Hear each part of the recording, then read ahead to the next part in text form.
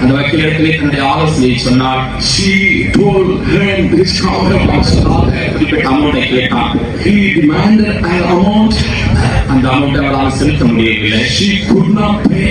இதற்காக தன்னுடைய மேலே அணிந்திருந்தான நகைகளையும் தன்னுடைய 2 பிள்ளைகளுடைய சரீரத்தில் அணிந்திருந்தான நகைகளையும் கழட்டி அவளை விற்றால் அதற்கு அந்த தொகை கட்டவில்லை. You remember all the jewels she had on the wheels of the children also sold till she was coming short of the money. இறுதியாக தன்னுடைய வீட்டை விற்றார். Finally she sold her. ஒரு நல்ல அமௌண்டை கொண்டு வந்து வக்கீல் கொடுத்தார். She got a good amount gave to the lawyer. வக்கீல் வாதாடினான்.